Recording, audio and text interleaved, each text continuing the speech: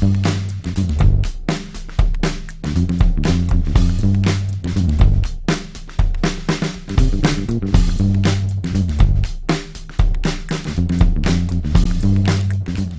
these are some World War II door catch strikers.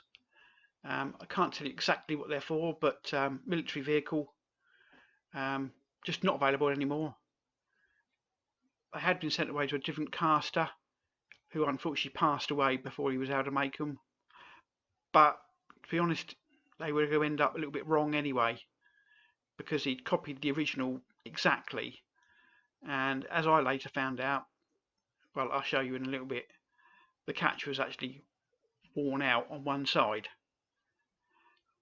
and the fact he was going to produce all the same side, and we needed 2 rights and 2 lefts. So dimensions, I just sketched them out on a piece of paper and then I CAD'd them in. Now this was actually long-winded and I made a couple of mistakes while I was CADing this up, but the dimensions are all accurate. Just the way I was doing it was just ask about face. But you can see the taper I'm trying to do now, it just doesn't look quite right, and I've tried to even it up, and I had to even it up because the left hand taper there, as you can see on this picture, is actually wider than the right hand taper, and we looked at it and we think it's actually worn away or corroded away or whatever, but that's why it just didn't look right. I mean, it's only millimetre out, 1.5 millimetres I think it was, but it just didn't look right, especially when you CAD it up. It looks awful. Silly little things like that stick out of CADing. Anyway, CAD'd it up, and I'm going to extrude the parts now, and I'm doing it in sections because I want to get a taper on each section. So I start with the 3 outer baits, and then I can actually put a taper on those individually. It's very difficult sometimes to put a taper on a whole item when you extrude it, especially when they're different levels. It doesn't quite work out, so it's easier sometimes to actually do individual sections and add the taper in, and some parts you just have to oversize them, so when you extrude them they don't appear from the taper. You'll see what I mean when I come to do the other part, or one of the other parts, because they're actually wider than the bits that I've done, wider than they needed to be. Here I'm designing the stepped parts of the catch, and to be honest I could have done it quicker in CAD if I'd done the side profile and extruded it from left to right or right to left, whichever way I'd done it. But for some reason I've decided to individually create and then loft the profiles. I don't know why I've done it like that. Hindsight, maybe. It's easier to look at it and see the mistakes you've done. And like I say, I'm far from an expert on CAD work. I manage, shall we say. But it was one thing that I should have picked up on.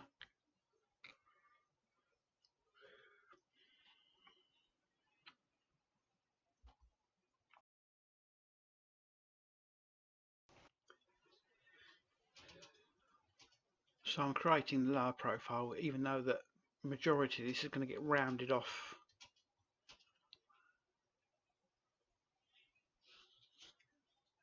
And it should have been done as a side profile, much easier. So I'm just lofting between the two.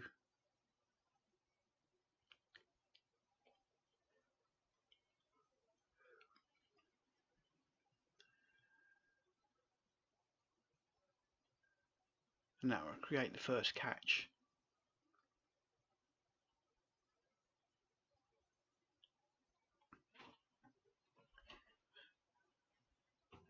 And then simply I'll repeat that, do that the second time for the second catch. So there's the rear profile.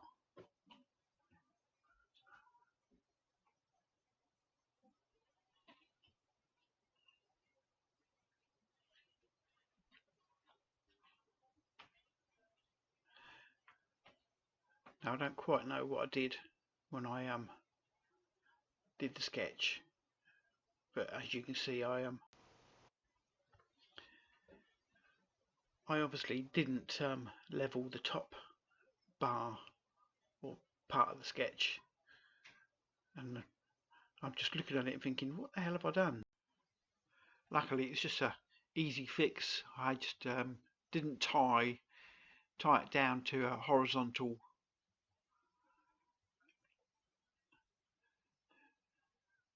so it was straightforward enough when I went in there. Quite why it went out of kilter I don't know, but fix it down, job done.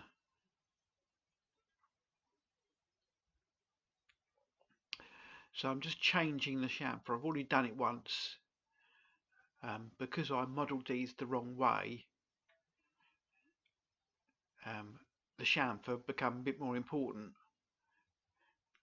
If I had modelled them side on, that would have been a lot easier. So I'm just going round and putting the chamfers on all the edges. Relatively straightforward, nothing exciting here.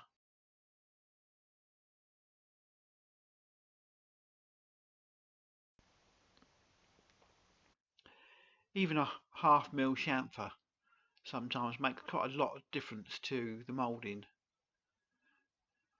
You wouldn't think so, but it does make a lot of difference.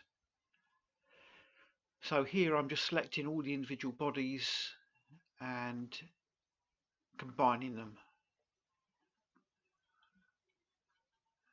So once you've done that, then I can add in a fillet between the bodies.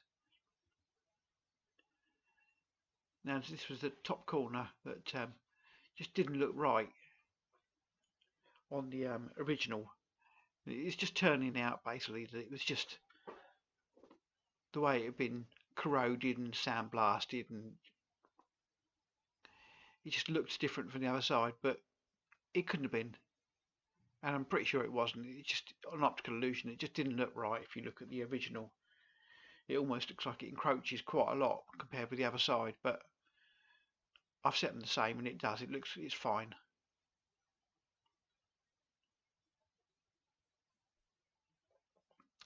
So is that 2 mil I've put on there? I can't remember, 2 mil, 3 mil. I thought it was 3, but it was 3. Yeah, and it looks a little bit odd on the edge where it's picked it up, but in casting it looks perfect.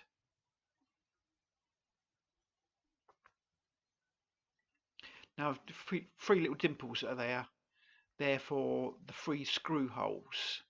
There is 4th screw hole which goes in the bottom of the first catch striker.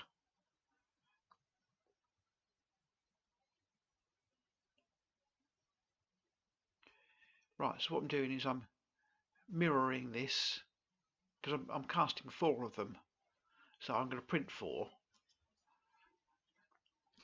But I need to add some lettering first of all, but I want to mirror the left and right versions first, and that's quite straightforward enough. So I've selected my body, and it's just going to ask for a mirror plane, which is simple enough. I'm going to select that one, and Bob's your uncle, Fanny's your aunt. I've now got a mirror image, left and right catches. So now add the lettering, and then I can mirror those 2 again to give me 2 right catches with lettering and 2 left catches with lettering. The reason I couldn't mirror once I put the lettering on is because I've got a right lettering and left lettering, so you've got to do the right and left separately.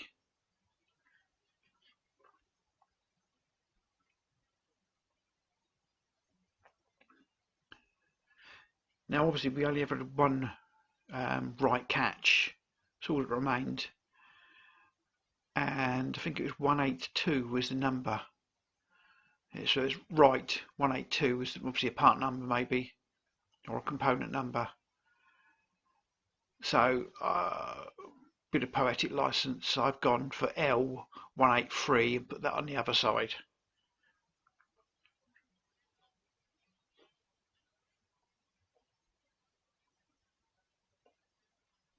So just tying it into place.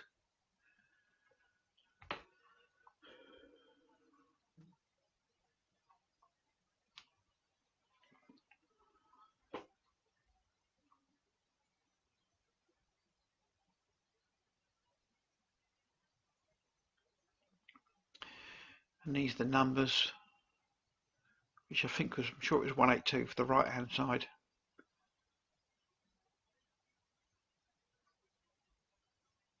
Come on, stop faffing around.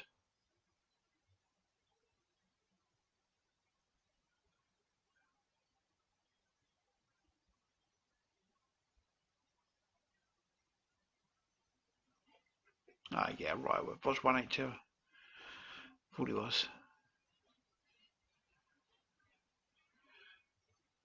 So I'm setting this video, I'm doing this video, I mean I cast these a couple of weeks ago.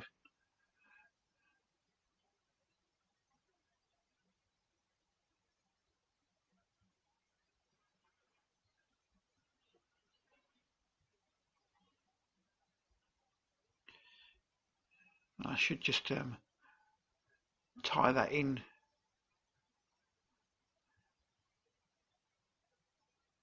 There we go. That's that one done.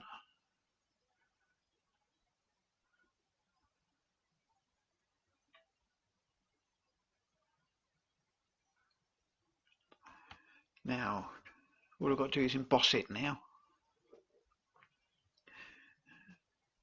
Now this one I've done on a plane.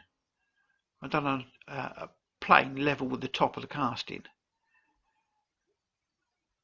And I did actually think where I could get away with actually creating lettering on the plane I'm actually going to emboss. And you can. For some reason or other, I thought you could only emboss away from what you wanted to emboss. Does that make sense? But you can actually use the surface you want to emboss as the plane.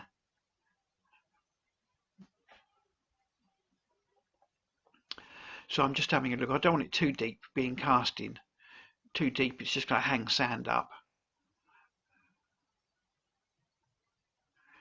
And you don't get a chance to taper. Had a draft on the emboss feature. They seem to have missed that. They really ought to put a draft option on the emboss. So 1/2 mil deep, and you can see that I've done a left 183 on the other side, and then all I've done is just duplicated both of those, so I had 2 of each option.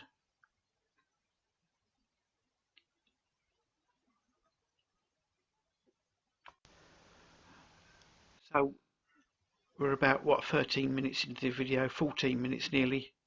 So I'm going to leave this one here, and next week I'm going to be doing the print and casting. Thanks for watching. Subscribe, ring bell, do all the stuff and bits and pieces you know you should. And I will see you again next week. Thanks for watching. Ta-da.